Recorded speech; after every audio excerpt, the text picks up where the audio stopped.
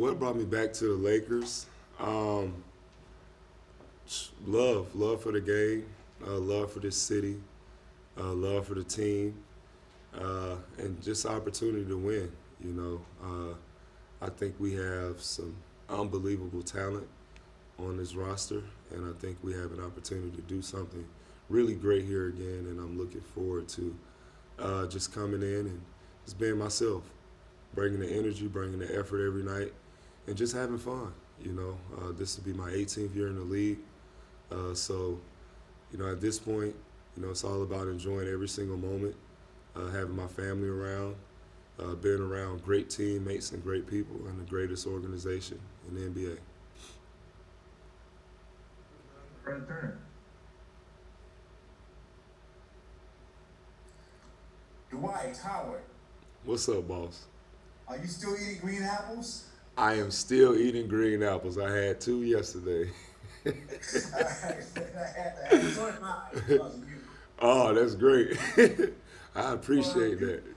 you're looking at 18 years of this now. Hmm. How do you keep yourself fit, and how do you hope to this helps you going forward with this new Laker team? How do I keep myself fit? Yeah, to be able Oh, to play at this level again.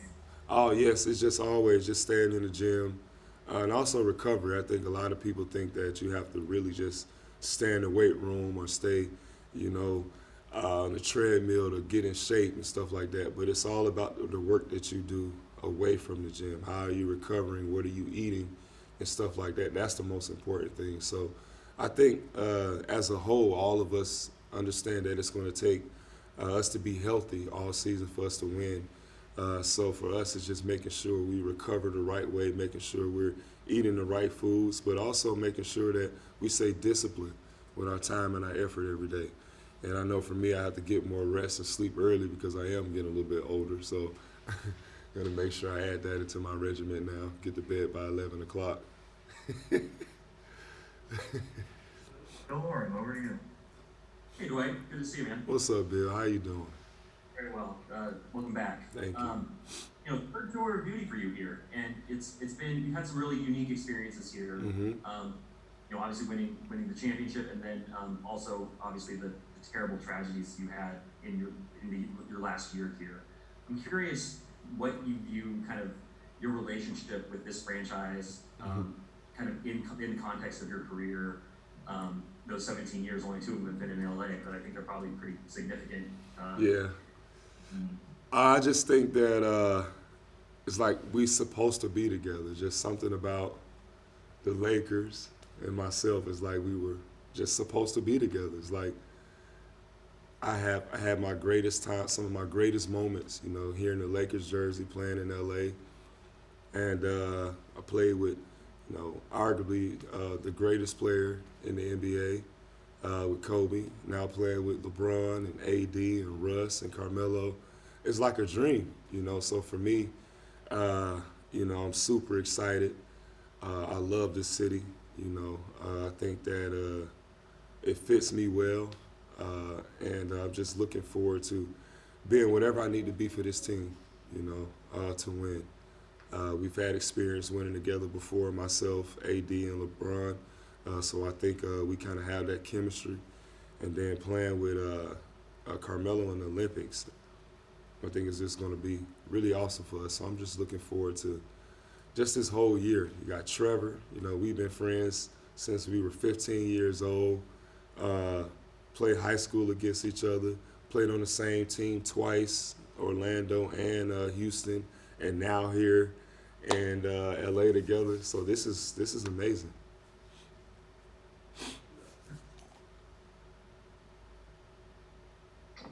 Hey Dwight, Mike Trudell here. Good to see you again. Welcome back to Los Mike. Angeles. Dwight, you just referenced a couple of the relationships that you have with guys, Hmm. and I'm just wondering. 2 years ago, you were able to, or I guess 2 seasons ago, you guys were able to fast track chemistry in a way and cohesion. And sometimes that takes a while Hmm. with all these different new players. Are there keys to that? Is it part of just having vets that have been around? Like, how do you guys try to do that again and remake this team that's going to have a lot of new pieces? I just think it's about sacrifice. You know, what are you willing to give up to get the trophy? And I think everybody on this team has had all the accolades, possible. So I think we're willing to give up anything of ourselves, for the betterment of the team. You look at Russ, he has the most triple doubles in the NBA in history, so why not? Like we said earlier, why not win the championship? He's done everything else. Carmelo, one of the greatest scorers in the history of basketball, the second greatest scorer in Olympic history. The only thing he doesn't have is that trophy. So I think he understands also it's all about sacrifice. And my first year here, for me, it was like, you got to realize the way you don't just do what they ask you to do, no matter how hard it may be at times. Everybody wants to score. Everybody wants to be the person to make the front page of the newspaper. But at the end of the day, holding up that trophy and celebrating with your family and your city and all the people that you love, it just means so much more. When you experience that, it's like, hey, this is what it takes. I'll do anything to get back to this moment. And I think all those guys will feel that this year. And Dwight, just to follow up on that, was it like watching the Milwaukee Bucks win and having the fans there in the parade? Was there a part of that you're sitting there kind of thinking, man, it was tough not to get to do that? Yeah.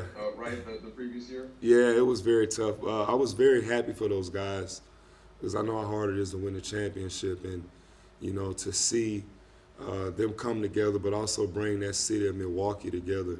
All the fans outside cheering, screaming, going hard for their team, and then to top it all off with a championship. I know the city was crazy, and I know that just having that here in LA, it will be amazing.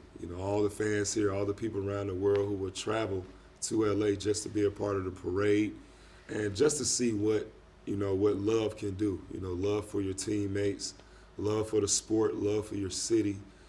Just love in general just brings people together. And, I would love for that to happen here in LA, just so everybody can see what love can do. It can bring balance and peace back into everyone's life. And I think that winning the championship here will bring a lot of balance and peace to all of us because we old and we get grumpy, so I think winning the championship will bring some balance to a lot of our minds and our hearts. Dave McMenamin.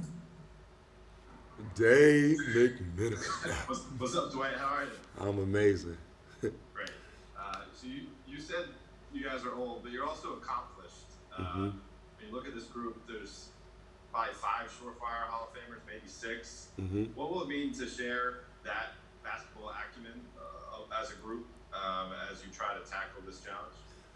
It'd be crazy. It's something that's, really hard to fathom. Just imagine seeing all of us on the floor at the same time. Not on the all-star team, not on a Olympic team, not for a, like a charity game, but for an actual season, all of us will be together. So I think that's going to be great. All our guys are hungry. We want to win. We want to stay in the best shape as possible, so I think it's going to be an awesome time this year, just having everybody on the floor practicing and going hard and, understanding that it's only one mission, and that's to win the championship. Irene, please. Hey, Dwight, Joe. How you doing? I'm amazing. How about you? Doing good. Just with the amount of veteran players on this team, what is it going to be like, balancing what you guys have to accomplish during the regular season with the larger goal of being healthy for the playoffs? Does it mean, maybe in terms of load management, less back-to-backs playing, or just how will everything balance out in terms of that? Well, I just think that if we take care of ourselves off the court, be disciplined with our work ethic, make sure we're doing everything to take care of our bodies, we should be fine. We've all got to this point for a reason. And I don't think that we're going to get here and just stop when we have a great opportunity in front of us. But I think everyone on this roster understands the importance of being healthy, and we're all locked in. And we're all ready to go, So I don't necessarily see health being an issue for us this year. And I think everybody's energized. I think we have new life. All of us coming together and playing, I think it's going to provide new life. Being able to see who we have in our roster, who's going to be playing alongside of us each and every game. I think we're going to have so much energy, it's going to be hard to contain it.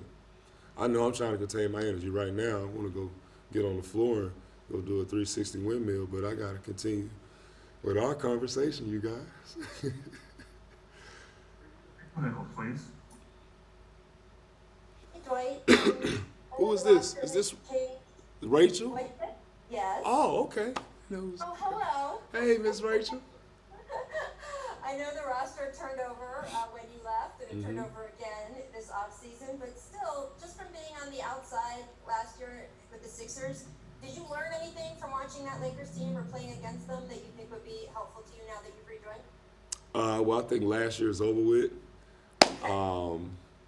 I think for both parties it was disappointing to not be in the finals and win.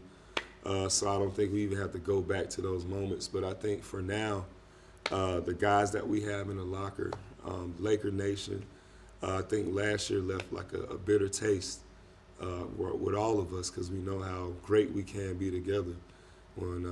So I think this year is going to be different. All of us are ready to go. And we're looking forward to bringing home that trophy and joining Rachel Nichols on the jump and talking about how we just won that trophy.